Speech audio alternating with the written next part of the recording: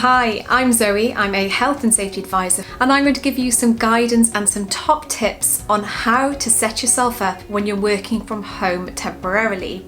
Whether you've got a full office setup or a few pieces of equipment, or it's just you, the sofa and a few cushions, I'll give you some top tips on what you can do to make sure that your body isn't under strain. And I will also give you some top tips on using some less familiar office furniture that you may have around the house.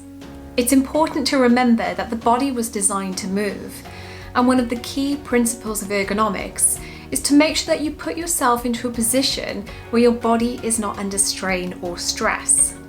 You also want to make sure that you are taking regular breaks from any positions and making plenty of variations to it.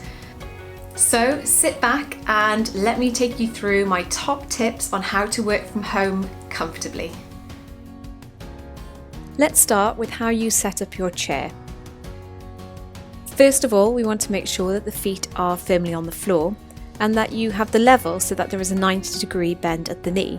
Now sit back firmly into the chair, and we want to make sure there's no pressure on the back of the knee. So just adjust the seat pan so there's a little bit of a gap, just there. We want to avoid leaning over and reaching through the neck, the shoulders and the arms. And we also want to avoid twisting when we are working on multiple screens. So the first thing to do is to bring that keyboard centrally in line with us and the screen in front of us, and bring that mouse a little closer so you're not reaching. Let's look a little closer at the keyboard. Find that letter B and line that up with your belly button and the centre of the screen.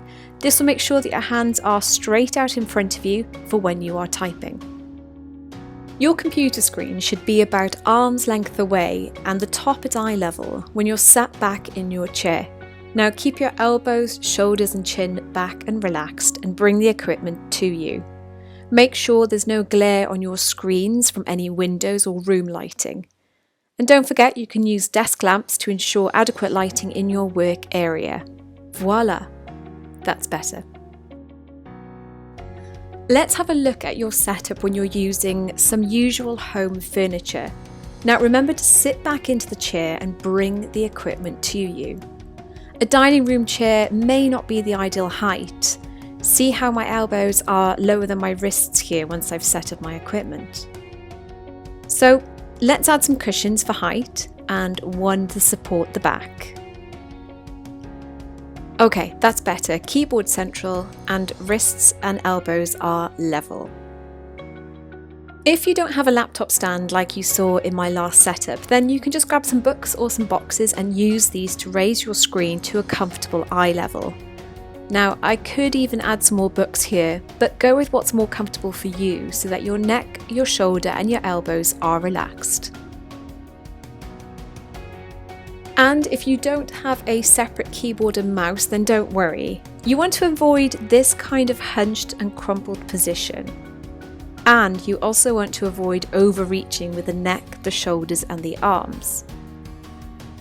Bring your chair in close, sit back and try to keep your shoulders and neck relaxed.